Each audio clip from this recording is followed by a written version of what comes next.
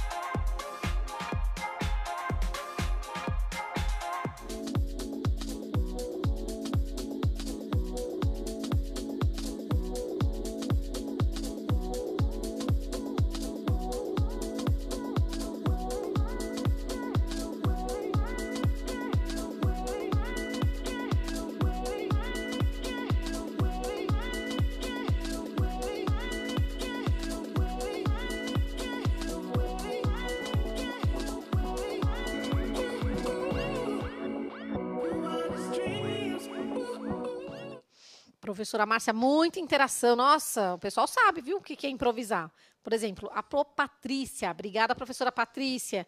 Improvisar uma história ou uma cena. Legal. Pedra, você improvisa na hora. Na hora, isso aí, na Quem hora. sabe faz ao vivo, né? Isso aí. William, fazer algo sem estar no roteiro, exatamente. Lucilene, fazer uma ação sem planejar. Renan, quando você improvisa uma peça. Gabriel, quando você coloca algo fora do roteiro. E tem muito mais, viu, Pro? Olha, que legal, parabéns a todos, adorei as interações de vocês, os professores também, muito obrigada pela participação de todos aí, tá? E eu percebi, que o pessoal não falou nada, assim, sobre comédia dell'arte, Então, vai ser um dos temas que a gente vai trabalhar hoje, oportunamente. Primeiro, a gente vai falar um pouquinho sobre a improvisação teatral, tá, gente? Então, o teatro de improviso, ele foi largamente empregado desde a Idade Média. quando grupos de saltimbancos, a partir de um roteiro ou tema pré-acordado entre os atores, realizavam improviso nos diálogos, de maneira total ou parcial, muitas vezes solicitando a participação ativa do público. Nessa forma de composição mais livre, é comum a quebra do recurso da quarta parede. Mesmo em peças de escrita convencional, muitas vezes, ao se esquecerem de parte da fala, os atores inserem os chamados cacos, que são trechos improvisados com o intuito de manter o fluxo da narrativa. Então, gente, olha só, esse teatro de improviso, né? Como que o teatro ele começa a ter características e se tornar uma coisa mais profissionalizada, digamos assim, né? Com muitas marcações, com tudo muito certinho, né? Bem depois da Idade Média. Na época da Idade Média, vamos entender, né? Nós tínhamos grupos de saltimbancos que passeavam, né, de cidade em cidade, né, levando aí as peças e tal. Então, 90% da população da Idade Média, gente, principalmente os atores aí, a grande maioria era analfabeta, eles não sabiam escrever. Então, como que eles iam registrar e criar uma peça toda escrita, bonitinha para ser decorada? Não. Então, era o improviso ali na hora. Eles tinham um tema, né, geralmente um tema já acordado entre todos os atores. Existiam látices, que eram falas, né, maiores de cada personagem, que a gente vai ver isso quando a gente fala da comédia dell'arte, tá? O teatro de improviso tem tudo a ver com o surgimento da comédia dell'arte, tá bom? Então, esse teatro de improviso, gente, ele funciona desde a época da Idade Média, tá? Era uma forma justamente de levar as pessoas a refletirem sobre os seus problemas. Geralmente as temáticas eram cotidianas e, como eram grupos de saltimbancos, geralmente as comédias, né, eram muito populares. Então, era uma forma de ridicularizar os tipos sociais, por exemplo, de mostrar os defeitos da sociedade, tá? E os problemas também, tá certo? Então, aparecia como uma comédia, além de ser uma forma de entretenimento, as pessoas se entretinham ali, ao mesmo tempo se instruindo e pensando sobre a sua realidade. E como elas poderiam estar fazendo algo para mudar aquilo. Tá certo? Então, gente, nesse tipo de teatro de improviso, a quarta parede ela praticamente não existe. Não existe essa separação entre público e plateia. A quarta parede ela só surge a partir do surgimento do palco à italiana. Aliás, a partir do teatro elisabetano, né, o palco elisabetano, né, da época de Shakespeare, e também, né, o palco italiano. Até então, as apresentações eram feitas de maneira improvisada. Eram palanques improvisados no meio da rua, as pessoas faziam no meio da rua, da praça, interagiam o tempo inteiro com o público. Né? Mais ou menos como a gente vê hoje nas intervenções cênicas que a gente vê espalhadas aí pela cidade. Certo? E, no caso, né, o caco é uma coisa muito interessante. Né? Quando as pessoas, por exemplo, esqueciam, né, o texto.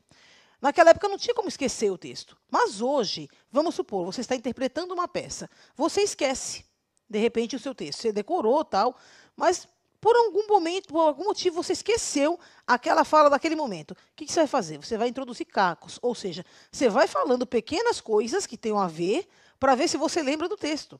Porque o seu colega que está contracenando com você, ele está esperando a deixa para ele entrar com a fala dele. Né?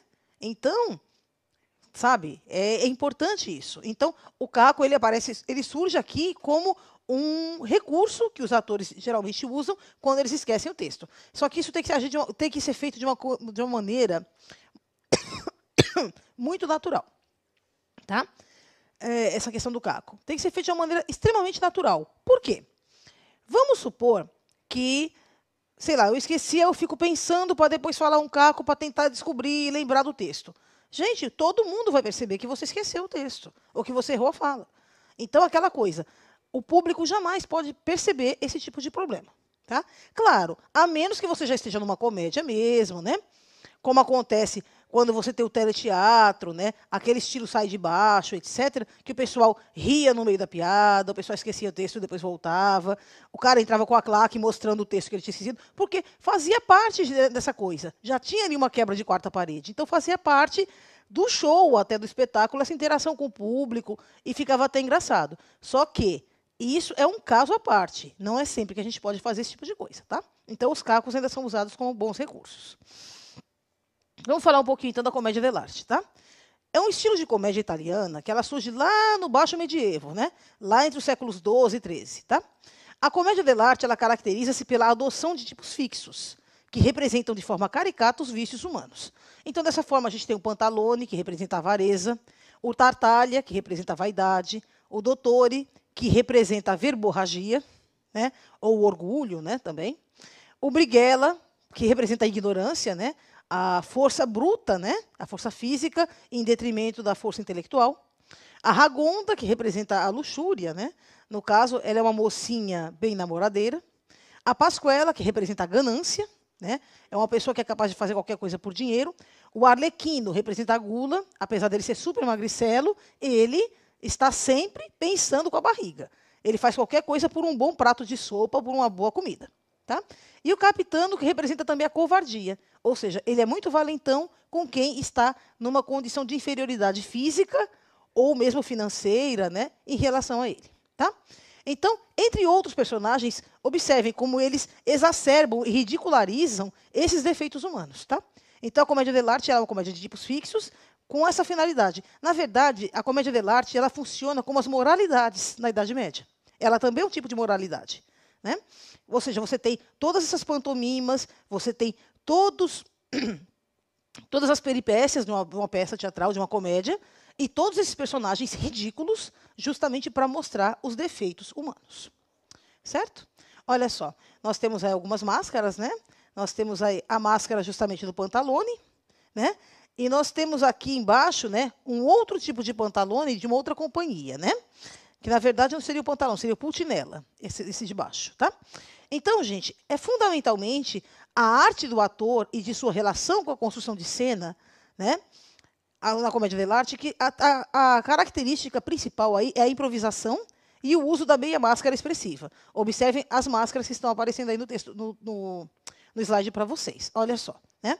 Essas máscaras, gente, elas já colocam a expressão, né, do personagem. No caso, o Pantalone, ele é um velho avarento, né? Ele é um velho até grotesco, meio nojento, né?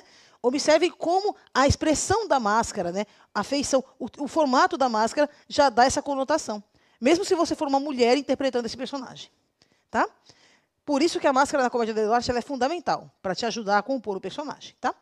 Aí embaixo você vê o Pulcinella, que já é um tipo mais livre, mais leve. Pode ver, ele tem um enorme nariz. Né? Então, já é aquela coisa mais da brincadeira. Ele é mais, né? Ele é um tipo galanteador, conquistador, mas também ridículo. Tá? Por isso esse enorme narigão que ele tem aí, tá bom? Então os textos, gente, inicialmente eles eram improvisados, passando a apresentar formas de registro escrito somente a partir do reconhecimento da corte e da burguesia, por meio das companhias rivais Goldoni e Gelose, que disputavam entre si a supremacia da execução de obras deste estilo. Então, gente, lá a partir aí, né, de 1600, né, século XVII, por aí é que esse tipo de comédia ela sai das ruas, das praças, deixa de ser uma diversão popular e ela ganha um espaço importante dentro das cortes, dos palácios de Veneza, né, em Roma, na Itália, enfim. Essas duas grandes companhias, a companhia de Carlo Goldoni e Carlo Gelose, né, eram dois rivais aí. E as duas companhias, cada uma delas queria para si o título de melhores comediantes dell'arte. Tá? Então, sempre teve essa rivalidade entre as duas companhias, mas somente a partir do surgimento dessas companhias e desse reconhecimento das cortes é que a comédia dell'arte ela deixa de ser um tipo de teatro de rua, uma arte considerada, né, inferior, talvez, né, naquela época, uma coisa só para o povo, feita por saltimbancos, enfim, para elevar-se à categoria de grande arte, tá? E ter aí, né, nós temos aí essa questão dessa disputa entre essas duas grandes companhias. E aí você tem a profissionalização, né, desse teatro e, além de tudo, você tem também, finalmente, os primeiros registros escritos. Carlo Goldoni escreveu Arlequim, o Servidor de 2 Amos, que é uma das peças mais interpretadas de comédia dell'arte de todos os tempos. Tá? E ela chegou até os nossos dias. Ok? Vamos lá. Então, gente, né, ainda falando um pouquinho da comédia dell'arte, né, antes da gente falar um pouquinho dos jogos teatrais, a comédia dell'arte ela é muito importante pelo seguinte: o ator que se dedica, o comediante dell'arte, ele se casa com a máscara e com o personagem. Né? Ou seja, você vai interpretar o mesmo personagem a sua vida inteira. A partir do momento que você descobre qual é a sua máscara, a partir desse momento, então, por toda a sua vida, enquanto você atuar na comédia dell'arte, você vai usar sempre a mesma máscara. Você vai fazer sempre o mesmo tipo. Claro, vão mudar as peças, você vai fazer várias peças diferentes, mas você sempre vai ser aquele personagem. Certo? Essa é uma característica importante. Então, todo o gestual daquele personagem, a história dele, as características dele, tudo, você vai criar uma memória corporal eterna daquele personagem. Você vai ser sempre ele. Tá? É um dado importante. Hoje nós temos vivo, né? Ainda já está bem idoso, acredito que ele ainda esteja vivo. É um ator italiano chamado Dario Fo. Né? Esse ator, ele completou mais de 80 anos na mesma companhia, Piccolo Teatro de Milano, fazendo aí o Arlequim. Ele é um dos Arlequins mais antigos que a gente tem notícia, né, mais longevos aí na carreira. E, gente, eu tive a oportunidade de assisti-lo aqui em São Paulo, quando eles vieram fazer uma apresentação aqui no Teatro Itália, cerca de alguns anos atrás. Ele já estava bem idoso, mas no palco ele parecia um jovem. Né? A elasticidade do corpo dele, né? Aquele tônus, né? Você via ali realmente um Arlequim jovem, você não via um velho de mais de 80 anos interpretando um personagem. Tá? Então, só um dado para vocês aí, para que vocês percebam como é importante essa questão dessa dedicação, né? Esse amor do ator pela sua arte e pelo seu personagem. Olha só, vamos falar um pouquinho agora de jogos teatrais. Tá? Hoje nós vamos falar um pouquinho, né, dos jogos teatrais da Viola Spolin. E vamos entender um pouquinho como é que funciona. E acredito que vocês, talvez na escola, e com os professores de vocês, já tenham feito alguma coisa nesse sentido. Olha só. Consiste em exercícios, né, ou jogos visando auxiliar os atores na criação de repertório cênico e memória corporal, além da construção de personagens nos laboratórios cênicos. Defensora dos jogos de improviso na preparação do ator, Viola Spolin, ex-discípula de Konstantin Stanislavski, auxiliou na consolidação dos estudos em jogos teatrais e no reconhecimento de sua importância. Tomando por base os estudos e teorias de seu mestre, Viola é considerada a grande precursora do teatro improvisacional, que possibilita o surgimento de outros estilos, como o teatro vocacional, o teatro-terapia, enfim. No Brasil, influenciou fortemente o dramaturgo e encenador Augusto Boal, criador do Teatro do Oprimido. Tá? Então, gente, no que consistem, então, os jogos teatrais? Consistem, na grande maioria, em exercícios. Exercícios de cena. Vamos supor, nós pegamos alguns adereços de cena, colocamos, né, numa caixa, enfim, em cima de uma mesa, e cada participante ali do jogo vai escolher, de repente, um adereço daquele. E vai improvisar ali na hora, vai criar um personagem. Ah, sei lá, eu gostei de um cachecol vermelho. Eu pego o cachecol, enrolo no meu pescoço, ou coloco uma manta sobre os ombros, sei lá. E aí eu criei um personagem. Eu posso colocar enrolado no meu pescoço e vou interpretar uma madame francesa que está chegando de algum lugar, toda com o nariz empinado. Esse é um personagem. Eu posso pegar, simplesmente tirar ele do meu pescoço, colocar ele sobre meus ombros. Ah, não, agora ela virou já uma anciã. Uma senhorinha que está, sei lá, vindo da roça, do interior, e está chegando agora na cidade grande e está meio maravilhada com tudo. Percebem isso? O adereço, de acordo com como você usa esse adereço, você pode criar um personagem totalmente diferente. Tá certo? E é essa que é o grande lance, né, da coisa, a sacação da coisa é essa. É você poder fazer isso, né, esse jogo.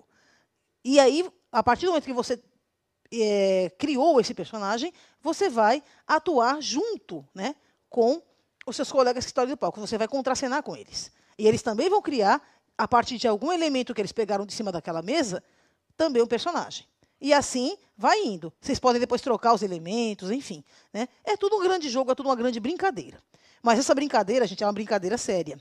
Porque através dessa brincadeira, você vai conseguir, finalmente, ter uma noção da dimensão de como que você vai fazer uma peça teatral, né? De uma maneira até divertida, mas é aquela diversão séria, como eu costumo dizer. Tá? O Augusto Boal, então, foi muito influenciado pela Viola Spolin, né? E o Teatro do Oprimido era um grande exemplo disso. Então, as pessoas às vezes chegavam na plateia para assistir uma peça do Boal, por exemplo, né, quando ele estava lá se apresentando com o seu grupo, e ele convidava, aleatoriamente, pegava alguém da plateia, claro, né, se a pessoa permitisse, se a pessoa quisesse participar, ele convidava a pessoa, rompia a quarta parede, pegava a pessoa, colocava aqui no público, né, vamos lá, vamos participar com a gente, acabou. E era super gostoso, super divertido, né? Inclusive, o Augusto Boal, agora nos últimos anos da sua vida, né, junto com o seu grupo, ele também começou a fazer sessões de teatro-terapia. Né? Teatro-terapia e outras formas também. Né? E o teatro terapia era muito interessante. Ele até passou dando algumas entrevistas na televisão, falando um pouquinho sobre esse trabalho de teatro terapia, onde as pessoas iam justamente para interpretar um personagem e colocar para fora todos os seus medos, todas as suas raivas, seus problemas, enfim, né? Era uma coisa bem interessante esse trabalho que o Augusto Boal estava fazendo. Inclusive pessoas, né, com vários problemas aí procuravam, né, extravasar através do teatro, né, aí junto com o pessoal do Augusto Boal, tá bom? Vamos lá. Então vamos falar um pouquinho sobre o teatro esporte ou match de improvisação. O que é isso, né? Na década de 60, a partir dos estudos e teorias criadas por Keith Johnston, surge um novo conceito de realizar teatro baseando-se no teatro de improviso. Essa modalidade teatral consiste na batalha ou na disputa entre duas equipes de atores rivais, que apresentam esquetes curtos, com temática cotidiana e diálogos e marcações improvisadas. Não raro, o público é incentivado a participar das cenas, atuando no palco com os atores, narrando ou ofertando sugestões de novos improvisos no decorrer da ação dramática. Então, gente, né, de acordo aí com Keith Johnston, né, nós temos aí essa questão do teatro-esporte ou do match de improvisação, que também é bem interessante. Lembra muito, né, o jogo teatral da Viola Spolin. A diferença é a maneira como esse jogo, né, ou esse match de improvisação, ele é conduzido. Tá? Então, geralmente, a ação dramática já está acontecendo no palco, já temos atores aqui com o texto interpretando. E, de repente, ou você é convidado a fazer parte, ou você pode simplesmente levantar-se da plateia e falar, não, peraí, e dar uma intervenção cênica aqui. Você pode intervir, você pode falar, não, para a cena agora. No final, eu não quero mais que a mocinha beije o mocinho. Eu quero, de repente, que ela pegue, sei lá, o vaso pegue as flores que ela recebeu, jogue jogue no lixo e fala que não quer mais saber dele e pronto. Eu não quero que esse final termine desse jeito, entendeu? Então você pode interferir e mudar a cena totalmente. Mudar, inclusive, os atores de lugar, mudar a marcação deles no palco, enfim. Você se coloca como um diretor ali da cena, mudando totalmente, ou até mesmo como um ator. Você pode, além de mudar toda a cena, você pode também interferir como ator. Entrar e falar, não, agora, a partir desse momento, vai acontecer tal coisa, e eu vou ser fulano de tal, e vou fazer tal coisa. Aí descongela, né, termina essa pausa, e todo mundo já vai começar a fazer exatamente a ação que você propôs. Tá? É bem interessante, é um estilo bem bacana, e essas teorias do Keith Johnston, né, também foram muito assim, estão sendo amplamente usadas hoje por várias companhias teatrais que trabalham o tempo inteiro com essa questão do improviso. Tá certo? Vamos falar um pouquinho de monólogo, gente. Né? O que seria um monólogo? Né? O monólogo, de origem grega mono, que é igual a um, mais logos, palavra, é um tipo de discurso no teatro no qual apenas uma pessoa fala e interpreta. Sendo assim, o público que lê, ouve ou assiste ao monólogo fica com a impressão de que é possível ouvir os pensamentos de quem discursa. Mas não é apenas isso, né, gente? O monólogo ele é muito mais, né, do que essa definição, tá? O monólogo, gente, na verdade, é uma forma em que o ator ele vai ter que colocar ali toda a sua genialidade, toda a sua expressão corporal, toda a sua memória emotiva, a sua memória física daquele personagem, para que ele possa fazer bem esse trabalho. Claro que a gente tem peças que são monólogos a peça inteira. Se você pegar, por exemplo, né, As Desgraças de uma Criança, de Martins Pena, por exemplo, né, você tem um monólogo inteiro. Né, a peça inteira é um monólogo. Se você pegar, né, outras peças, né, enfim, você tem várias peças que são monólogos. Mas você também tem aquele trecho que a gente costuma chamar de bife, né? Ou o látice lá da Comédia dell'arte, que na verdade é um texto maior, onde o ator ele descreve mais ou menos como que aquele personagem é. Então, o personagem se autodescreve para você. Ele se mostra mais ou menos como é que ele é, o que ele pensa, como ele se sente, né? De que maneira que ele agiria em determinada situação, para que você tenha uma ideia de como é aquele personagem, quem é aquela pessoa. Tá certo? Então, os monólogos aí, eles tanto podem ser um látice ou um bife, né, um texto muito grande do mesmo personagem, ou ele pode simplesmente, né, ser uma peça inteira, né, um monólogo aí, tá bom? Olha só. Então, vamos pegar aqui a interação pelo chat, tá? Mais uma interaçãozinha para vocês, para a gente ver até aqui o que a gente já dá para entender dessa aula, que dá para a gente brincar um pouquinho com esses temas que a gente trabalhou até agora. Olha só. Vocês já assistiram ou participaram de algum festival de teatro na escola ou em algum projeto cultural? Conte para a gente aqui as suas experiências. No seu bairro, na sua cidade ou na região que vocês moram, costumam acontecer festivais de teatro? Quais? Conta aqui para a gente, em um minutinho a gente volta já.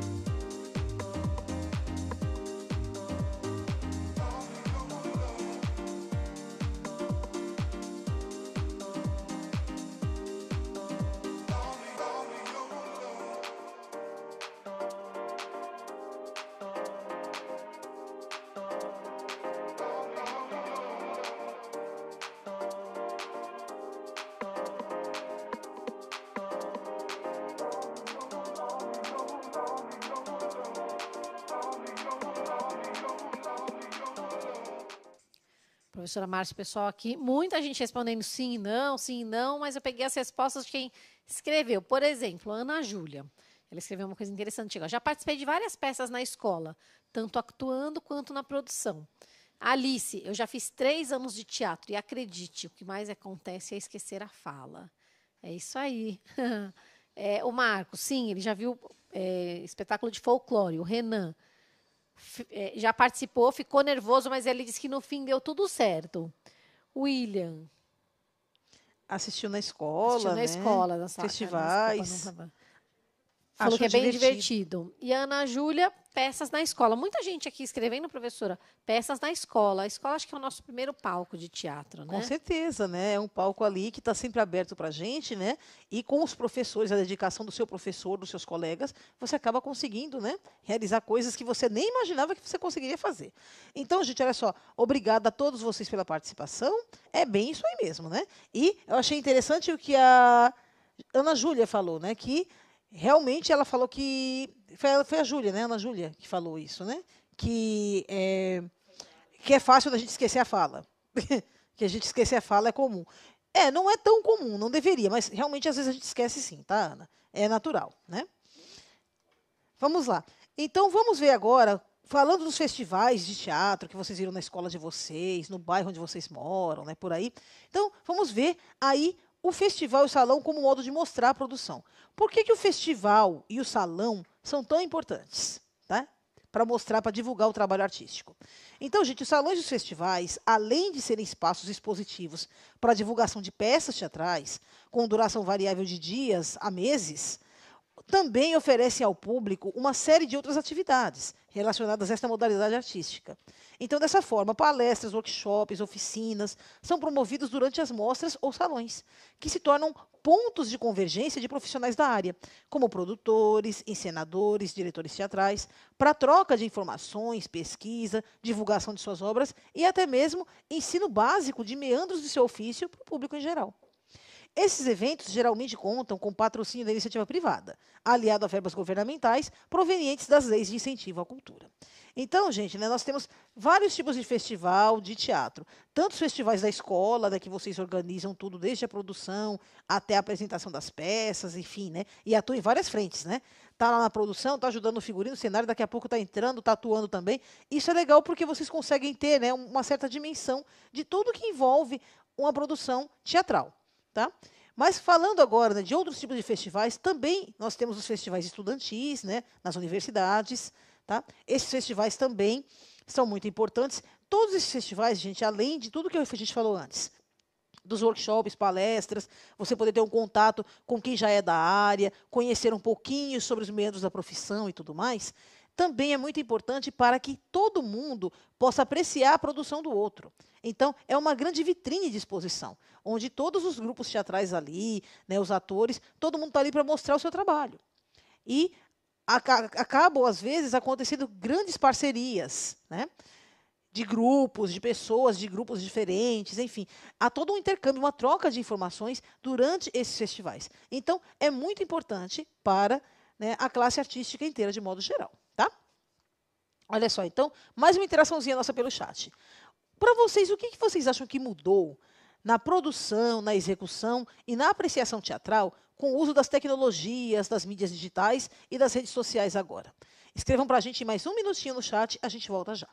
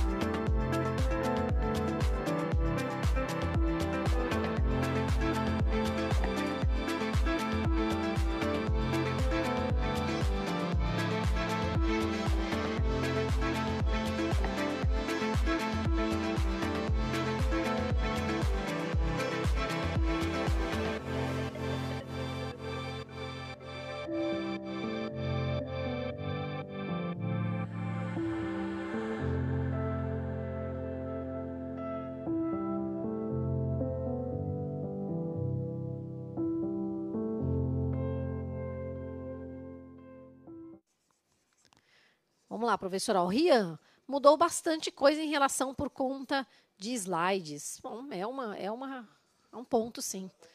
Ficou ainda mais fácil de assistir, disse a Analice. Muitas coisas mudaram, disse o Pedro. O Davi, dá para visitar lugares de maneira digital, bastante lugar. O Jordan comentou sobre o RPG, a professora vai comentar depois. Jean, facilitação de acesso. Tiago, divulgação. E Richard, forma de acessar. Olha só, gente, parabéns, todos vocês estão afinadíssimos, né, dentro da nossa matéria, do que a gente propôs aí. Parabéns a todos, tá? Olha só, me chamou muito a atenção, né, a fala do Jordan, que ele disse que joga RPG e no RPG ele interpreta personagens. É isso mesmo, né? O RPG, na verdade, ele é como se fosse um grande jogo teatral, né? A Viola Spolin também trabalha nessa questão do jogo teatral com jogos de cartas, onde cada um sorteia uma carta e vai representar o personagem que está escrito naquela carta, por exemplo, né? O RPG é mais ou menos isso, é basicamente isso. É um jogo teatral, um jogo de faz de conta, onde você vai interpretar o personagem que saiu para você naquela carta. Ou vai fazer ações, né, de acordo, né, depende de cada tipo de jogo de RPG. O mais antigo que eu conheço, né, que acredito que vocês, não é da época de vocês, é da nossa, Fernanda. Dungeons and Dragons, né, que seria a Caverna do Dragão, né? Foi o primeiro jogo de RPG que eu vi falar, né, ainda lá na década de 80, que depois até virou, né, na verdade era um desenho animado que acabou virando também um jogo de RPG. Ai, tá bom? professora, que tristeza dizer a idade, mas eu jogava turma, fazia RPG, tinha uma turma que se reunia no Parque do Ibirapuera, olha que antigo, e jogava esse jogo. Sim, Dungeons and Dragons, né? Ou seja, né, Caverna do Dragão. Vamos lá, né? Olha só, gente, então, eu gostei muito do que o Jean falou, a facilitação do acesso, claro, né, ainda mais agora nesse período de pandemia, é importante que os atores, né, as companhias tenham alguma plataforma onde ainda se consiga uma interação com o público.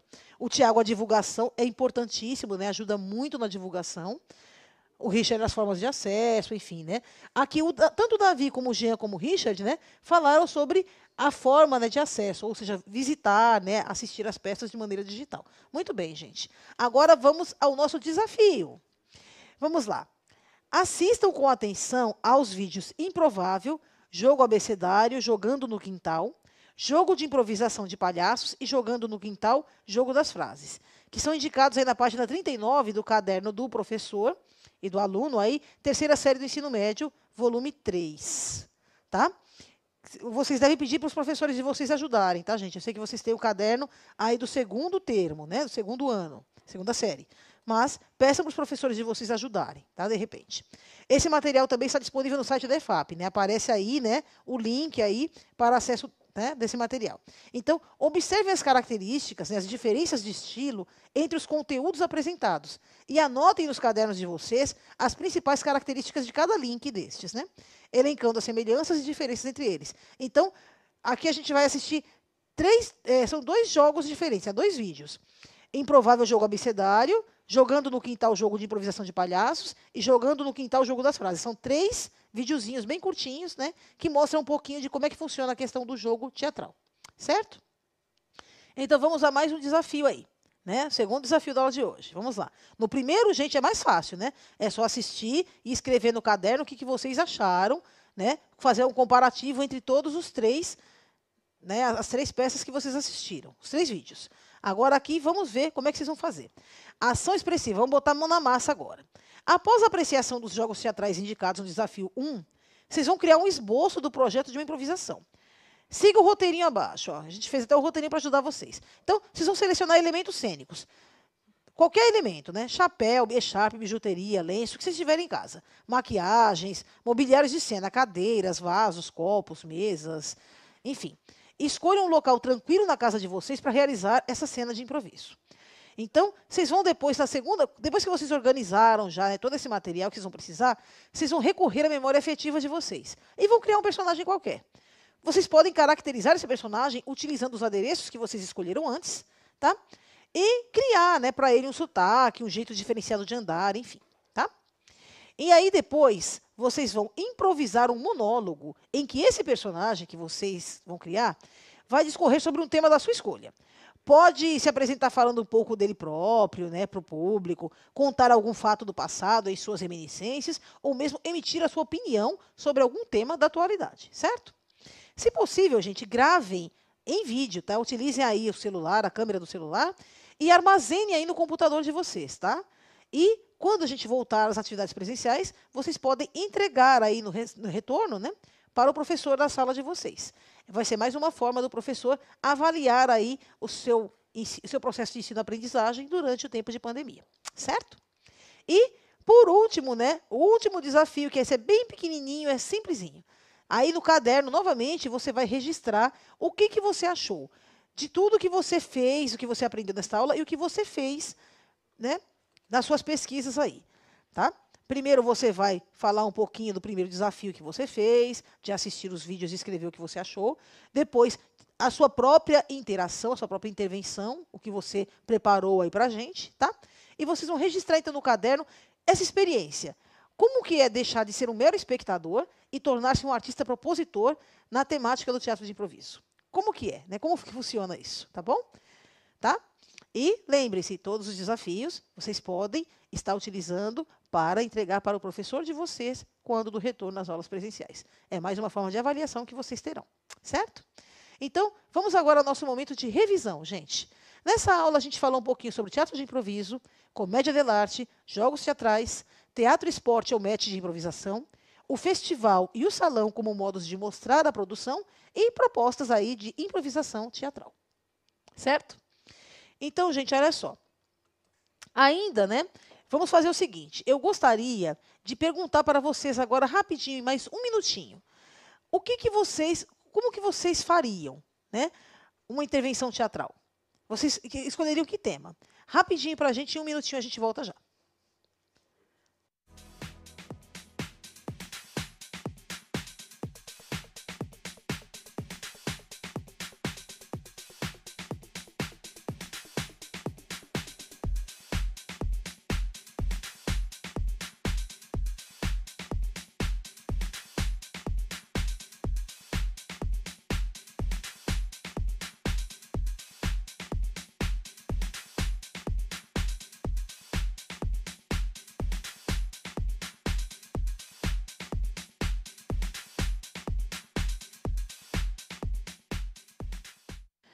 Olha só, gente, cada interação muito legal. Marcos falou de games, a K, empatia. Fernanda? A Pro Patrícia falou sobre... Pro Patrícia, cotidiano. E a Pro Ereza, a pandemia. Olha só, gente, muito obrigada pelas participações de vocês. Aposto que ficaram trabalhos bem legais, tá? Nossa aula está chegando ao final. Observem que aí na tela vai aparecer daqui a pouquinho o QR Code e também um link para que vocês possam estar interagindo conosco após, né, a aula, dando sugestões, enfim, tá? Escrevam lá para a gente que a gente vai olhar com muito carinho. Muito obrigada a todos, professores e alunos, pela participação. Obrigada, professora Fernanda. Até a próxima, gente. A gente se vê. Tchau, tchau.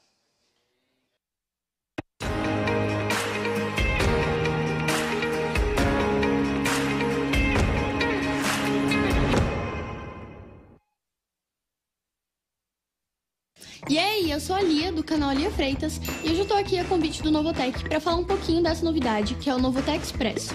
Como muitos de vocês já sabem, eu faço ensino médio na ETEC, mas hoje eu vou falar do Novotec Expresso, que qualquer estudante do ensino médio pode participar, e sem vestibulinho, não é ótimo? Uau! Então se liga, o Novotec Expresso está de volta e com as inscrições abertas.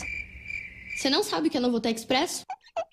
Bom, o Novotec Expresso é uma modalidade do Novotec, que oferece cursos de qualificação profissional de forma gratuita. Nesse momento, o Expresso precisou se adaptar, e eu vou te contar as novidades. São 11 cursos de curta duração no formato de aulas semipresenciais, ou seja, terão aulas online ao vivo e também alguns encontros presenciais. São cursos que duram cerca de 3 meses, oferecidos pelas ETECs e FATECs do Centro Paula Souza. E no final, você tem um certificado garantido. Produção multimídia, fonética básica... as aulas online serão pela plataforma Microsoft Teams. Já os encontros presenciais vão seguir todos os protocolos de segurança e saúde, claro.